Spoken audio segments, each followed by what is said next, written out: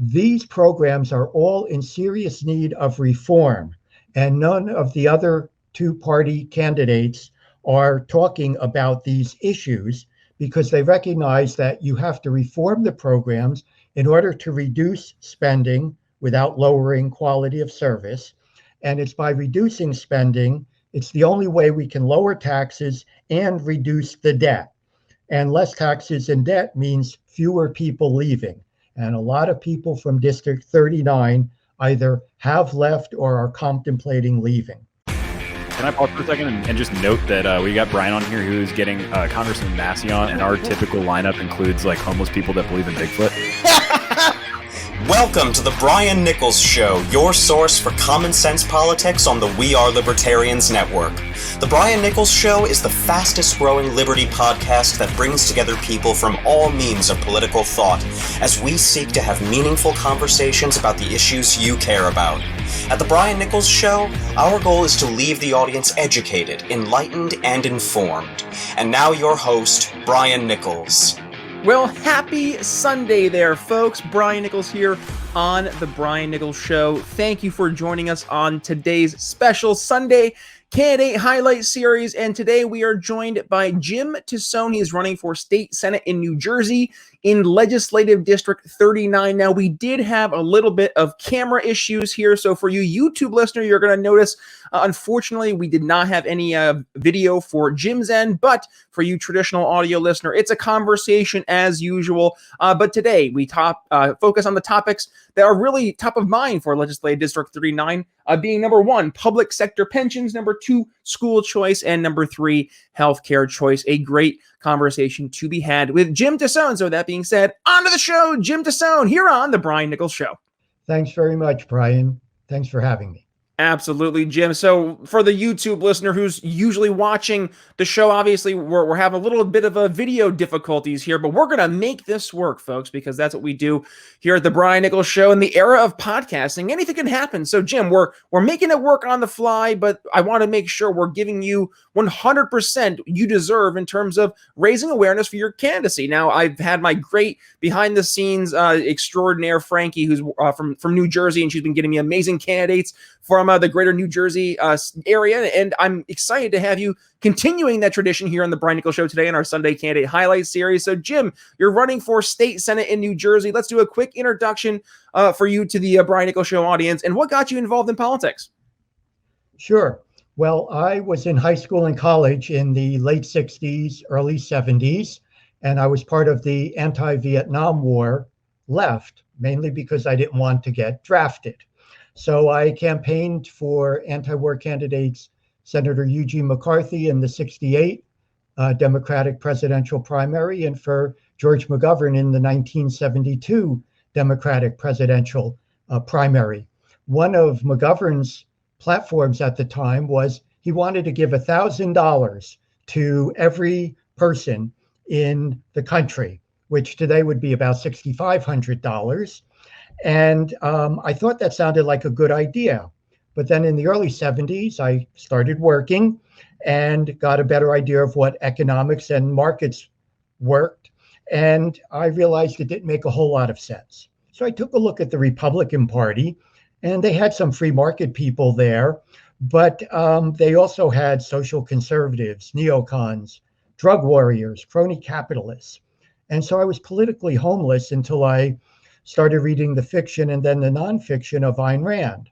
And that led me to the Libertarian Party, the National Party, in 1976, when it was only 5 years old. So I've been a libertarian for 45 years, a lifetime member of both the National LP and the New Jersey LP. I was vice chair of the NJLP in 2016 and 17, and a New Jersey LP candidate for U.S. House in 2018 in the 5th Congressional District, and New Jersey LP candidate for New Jersey Senate in 2017. And again, I'm running for that seat in 2021 in Legislative District 39. Gotcha. Now, Jim, the question I have to ask every single one of my guests, because I'm genuinely curious. I think out there, your constituents are going to be curious to this question as well. And that is, well, Jim, number one, what was it about you wanting to run for office that inspired you to, I guess, now not just run for office, but run as a libertarian? Isn't it easier to go ahead and win as a Republican or a Democrat? Well, for 45 years, people in both of the parties have suggested that I could try to advance the cause of liberty within those two parties, respectively. And I've seen what happens to candidates both locally at the state and at the national level when they attempt to do that. They really don't make much headway, and they wind up compromising what's unique about the Libertarian Party. And that is that we see personal and civil liberties and economic liberties as really two sides of the same coin. And the other two parties don't see things that way. Gotcha. So, Jim, let's kind of backtrack a little bit more towards specific issues for New Jersey. Now, we've had a plethora of candidates here on from New Jersey. We've had Greg Mealy, who's running for governor, along with his lieutenant governor candidate, Eve Brownstein. We've also had Nicholas Magner, who's running for assembly. And now we have you running for state senate. So let's talk about maybe not so much specific issues that pertain for all of New Jersey, but maybe we can do a little bit more pigeonholed for specifically State Senate District 39. So what are some of the issues that you're hearing right now in your district that are top of mind that people are looking for some solutions to the problems they see? Yes. The thing about District 39, which, as I said, is Northern Bergen County and also 3 towns in Northern Passaic County, it's a relatively middle class, upper middle class area. It is a very nice place to live. The schools here are average to above average, and the quality of life is very good. Of course, the property taxes are very high, even higher than they are in the rest of the state. And so that tends to be an issue for people. That's a local issue. But at the state level, the things I am focused on are really threefold. It's first of all, to reform the big budget items in the state budget. Public sector pensions are about $11 billion a year. Healthcare takes up about $19 billion of the state budget. And education, $10 billion in the state budget. And that's in addition to the $24 billion that are collected from local property taxes. Chump change, Jim. Chump change. Yes. These programs are all in serious need of reform, and none of the other two-party candidates are talking about these issues because they recognize that you have to reform the programs in order to reduce spending without lowering quality of service. And it's by reducing spending, it's the only way we can lower taxes and reduce the debt. And less taxes and debt means fewer people leaving. And a lot of people from District 39 either have left or are contemplating leaving. Yeah, can you blame them? I mean, we're seeing this across the board. I hail originally from New York State, and I think the number I saw most recently was ballpark 600,000 plus people, I think it was, leaving in 2020, if not more. And that was probably a relatively low number last time I saw that, especially as you start to go back and start to look more into the numbers, and we're digging through and figuring out really the true cost of this COVID-19 lockdown from a government lockdown perspective. And I think that's also what's really important too, is, and you're hitting this in terms of the economic situation for New Jersey particularly, is that a lot of these problems are entirely caused by government in the first place. And a lot of it is because there is an incentive structure built in place for the traditional red team and blue team to keep doing what they've been doing, because that's really what's gotten them elected. And as soon as you start to say we need to start to examine these programs and reevaluate these programs, are they actually working? Well, then it's the fight or flight mode. People start to get defensive and they get worried.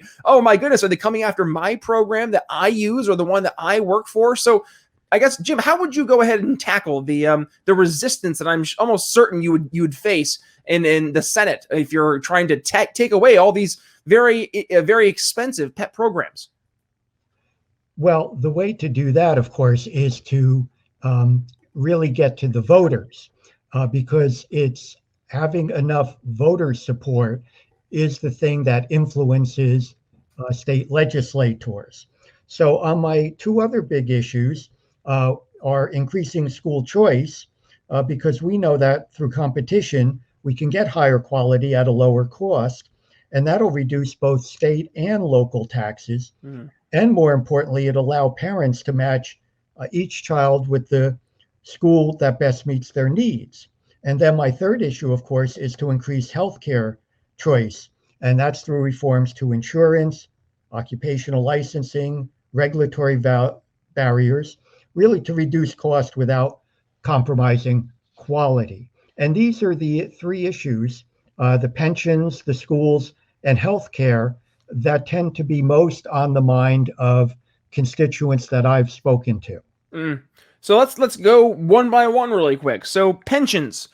You see pension issues across the board. For the left, I think it's going to be more in the teacher unions, especially, and then on the right, it's going to be more of the police unions. And you see this kind of yin and yang where they both don't want to acknowledge the elephant in the room. That is that both the unions are absolutely inflated, in many cases corrupt. So I guess how would you convince a voter that a libertarian is going to be able to tackle these massive unions? Because I mean, we've heard the rhetoric, especially from, in the era of Black Lives Matter and civil justice reform. You're looking at the police unions being really looked at with a very focused eye. And then you look at the conservatives going after school teacher unions because of all the issues that have been happening here over the past year with teachers not going back into the workplace, or at the very least teacher unions fighting to keep schools closed. So how can we convince Republicans and Democrats, or maybe the better question would be folks who just are traditional, normal people out there who maybe aren't necessarily partisan voters, how can we convince them that a libertarian would be able to help,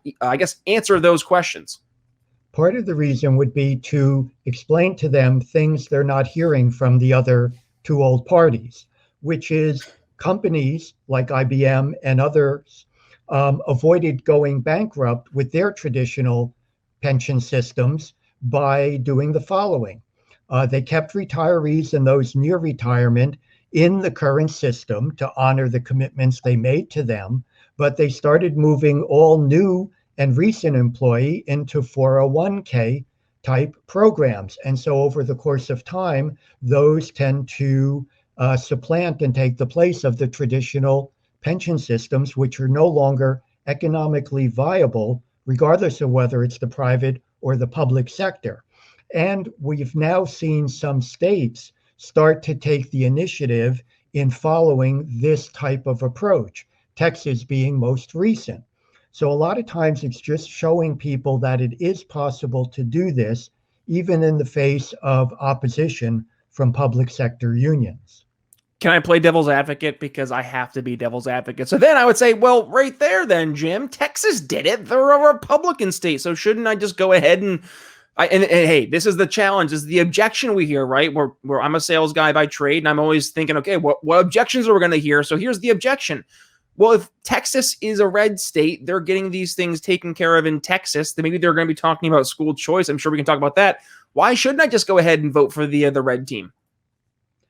Well, for me, the answer is I think this red state, blue state dichotomy is very much overplayed in the sense that we have really blue cities, we have red rural areas, and we have purple suburbs. And so I think what you have to do is to segment and target those people and those segments in your state that are most receptive to this message, and then build outward from there. Gotcha. So what success, I say, or as I go back to there we go, the right screen there, Jim. So what success can we look to, I guess, for libertarians to model this approach from? Because I know that's one thing people are looking for is trust. How can we trust libertarians actually to get these solutions into action? I guess not so much will the solutions work, but can we trust libertarians to be the ones that actually get it to I guess, actually take place? Is there a merit to that concern, or I guess that objection people raise? It is a catch-22 in the sense that if we are never given the chance to do that, because the deck is so stacked against us as third-party candidates, we'll never be able to demonstrate that.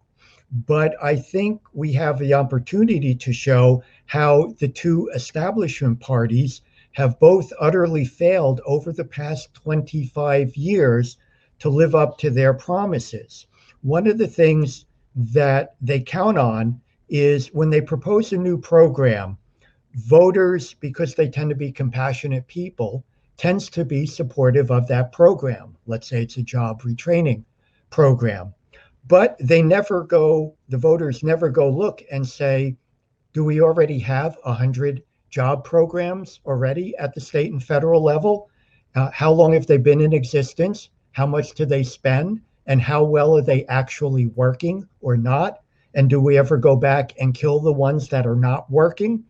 This is a failure of both the Republican and the Democratic parties. And I think to the extent that we can highlight this to the voters, we can make them aware that they should seriously consider a third alternative because the first two aren't working.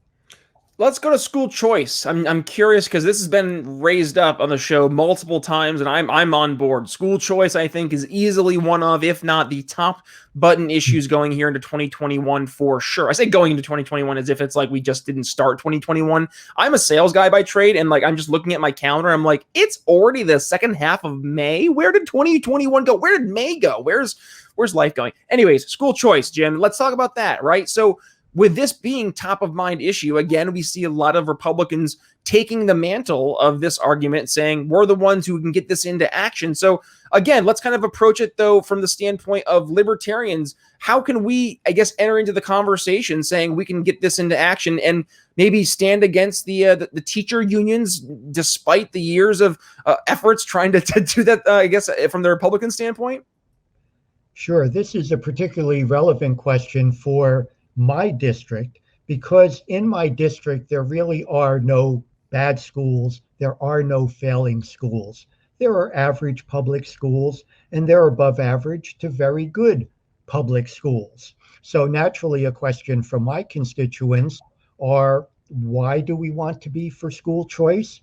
And one of the things we've found through studies is that when there is more choice and competition, as there is in any market, even average schools or good schools or very good schools tend to get better in the face of competition when they can't just assume the dollars are coming to them.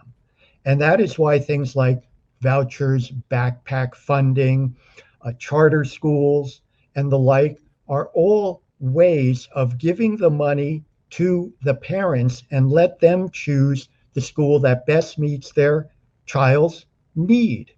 And that's how subsidies for pre-K and college work, and people are comfortable with that. So why not apply it to K through 12 as well? Let the money follow the student.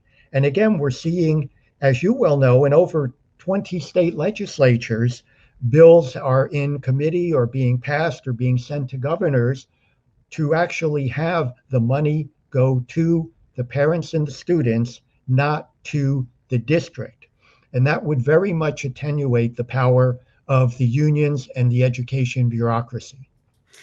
Also, so we had Corey DeAngelis in the show. I feel like the meme, like the also just adding on.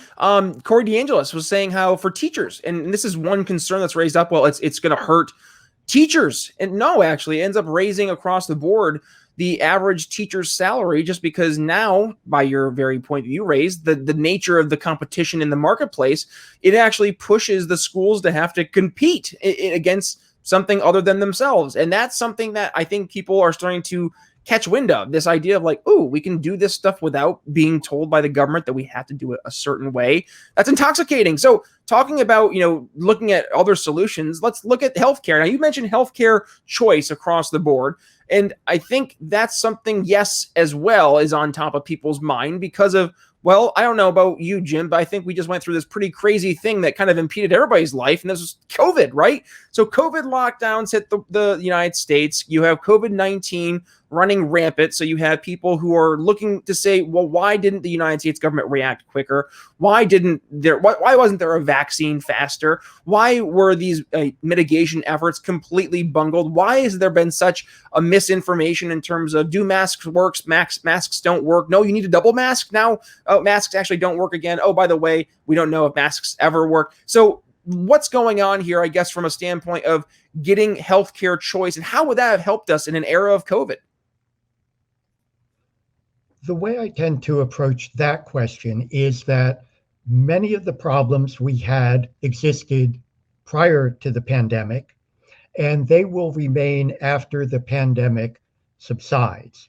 And so, for example, Medicaid is a big portion of our state budget, the healthcare portion of our state budget. And one of the things we've learned from some studies, like one of the most famous ones done in Oregon, is that they were unable to find a real statistical difference in health outcomes between Medicaid patients and uninsured patients. And so we really need to take a close look at how we pay for outcomes, not just procedures and activities. So if we're spending this huge amount of money and we're not getting the results, that's a real problem. The other thing we need to do, and this goes beyond the state level, one of our biggest problems is what we call insurance, whether it's government insurance or private insurance, isn't really insurance. When I was growing up, my parents had Blue Cross Blue Shield insurance with low premiums, and it was only used when you went in the hospital for something that was expensive and unexpected.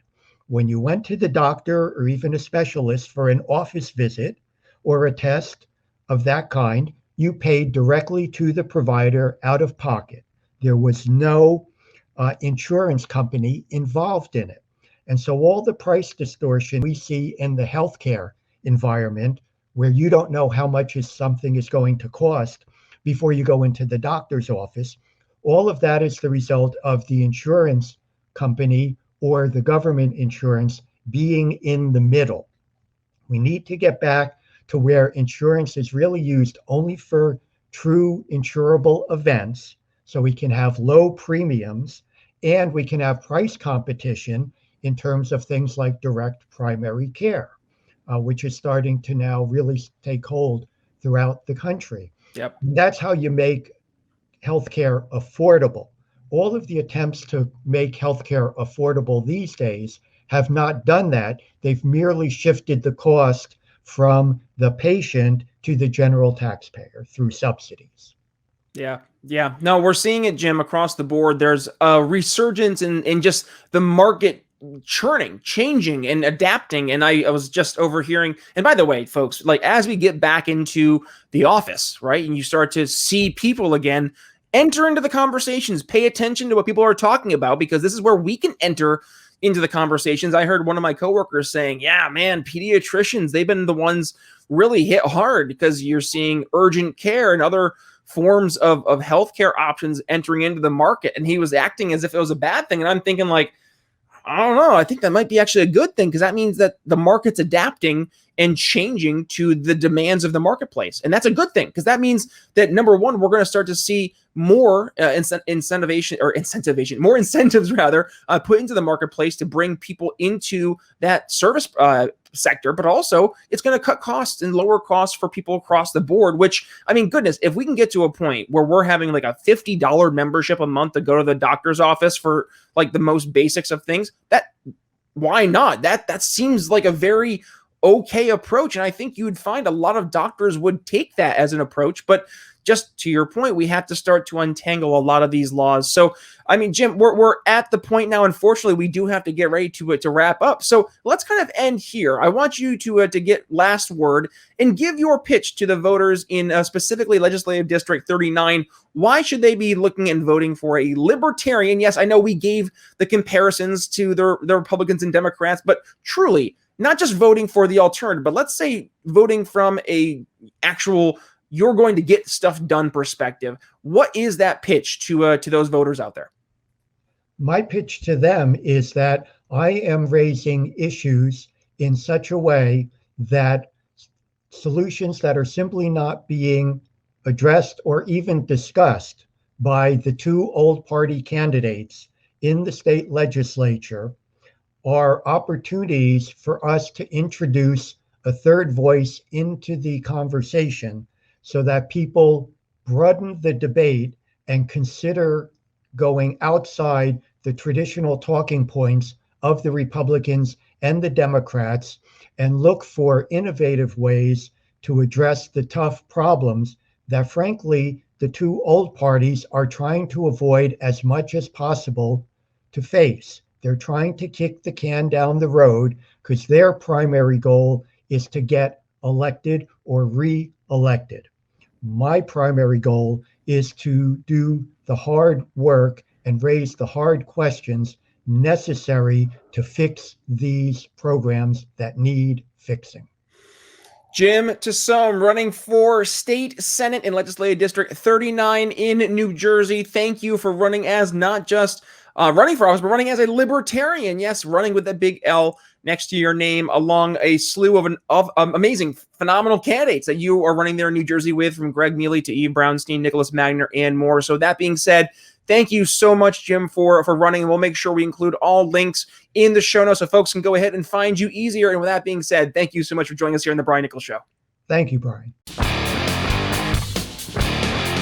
Alrighty, folks, that's going to wrap up my conversation with Jim Tosone. He is running again for Legislative District 39 in New Jersey. If you are looking to get some real liberty into action, folks, this is where it starts, focusing on local elections, state Senate election here, Legislative District 39 in New Jersey, Jim Tosone. So, folks, if you could do me a favor, please share today's episode. Help get Jim's campaign out there far and wide, especially in the great state of New Jersey. Let's get him some more media attention, and hopefully, well, let's change the conversation towards liberty solutions. So, folks, if you've enjoyed today's episode, please help join us here at the network in helping increase the message of liberty far and wide. By number one, you can become a supporting listener over at the program on our Patreon. Yes, $5 a month, $10 a month, either an entry level or account level executive. You can join the Brian Nichols Show Patreon, but either way, you're going to start off by getting hit with one of these awesome "Don't Hurt People, Don't Take People's Stuff" bumper sticker. What do we talk about here in sales? We have to first initially pique interest, and this is a fantastic way to pique interest, just as it is with one of our awesome sponsors, which I'm really excited to give you a sneak peek, by the way, about Proud Libertarian. I'll talk about that in a second. But if you want to help support the show, number one, you can become a reoccurring contributor here on our Patreon. I greatly appreciate your support, and it really does help us here at the network reach more people. We have a lot of amazing things growing behind the scenes. Now, I teased it. Proud Libertarian has been one of our sponsors here, and we are going to be actually doing a brand new shop over on Proud Libertarian, all Brian Nichols Show merch. It's going to be awesome. Bumper stickers, a lot of fun stuff. Like you see behind me, the Alexa overthrow the government, having bumper stickers like that, as well as the Google version. So, I mean, there's a lot of fun stuff that we're going to be having. And thank you to the awesome team at Proud Libertarian. So excited to be working with that phenomenal team. And it's honestly, again, what we talk about in the promo, supporting libertarian entrepreneurs. So thank you again for you guys supporting us. And I'm so excited to be promoting that awesome new gear and swag coming your way. What else can you do? If you don't want maybe necessarily take that financial contribution step forward, that's okay. I get it. What you can do instead is number one, share the show. That's a great way to do that. But when you do, make sure you tag me at B Nichols Liberty, so I can go ahead and reshare your tagging me and sharing the show. So it's at B Nichols Liberty, Twitter, Facebook, minds.com, and parlor.com. Also, if you really enjoy this show, by the way, just email me and let me know, Brian at briannicholsshow.com. Or if you have a phenomenal guest in mind, or if you think you would be a great guest, well, again, please email me, Brian at briannicholsshow.com. Let me know. I'd love to hear it. But also going back to how you can support the show. Well, again, if you can't necessarily make that financial contribution, another thing you can do is just go to Apple Podcasts, give us a 5-star rating and review. Actually, don't even go to Apple Podcasts. How about this? Because at the show, I don't know if you've noticed this, at briannicholsshow.com, it's a brand new rebrand of the show, and we've just transferred platforms over from Fireside to Megaphone. And with that, we now use a platform called Podpage. And Podpage has right there on it the reviews tabs. You can click the reviews tab. It's so easy, guys. So briannicholsshow.com, hit reviews, and go ahead and give me a quick 5-star rating review. Tell folks why you are a longtime listener or a brand new listener of the Brian Nichols Show. And this is what helps sell, folks, is stories. We know that if you're a longtime listener at the program, that stories help sell people on value. It helps show, oh, this is why this person overcame this obstacle by seeing the value in whatever the product or service was, right? Or this helped them overcome their struggle. Well, I'm seeing across the board that the conversations are changing. People are starting to talk about things differently and through a more pro-sales, pro-marketing approach. And candidly, that's also why we did what we did with the ebook. There we go. And that ebook was 4 easy steps you can take right now to implement or to help sell Liberty to Liberty.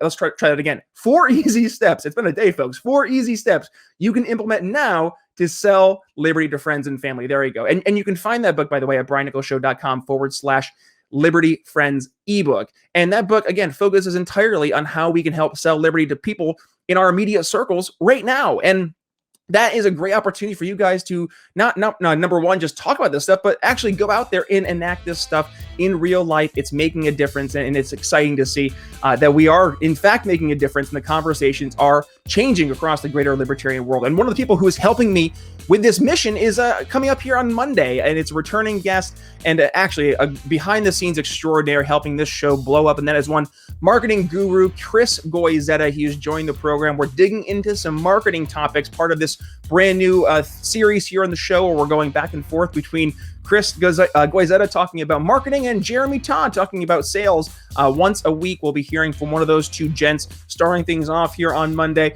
with Chris Goizetta. So if you've not had the chance yet, head to briannicholsshow.com, hit the subscribe button. With that being said, folks, it's Brian Nichols signing off here on the Sunday Candidate Highlight Series for Jim Tosone. We'll see you on Monday. Thanks for listening to The Brian Nichols Show. Find more episodes at briannicholsshow.com.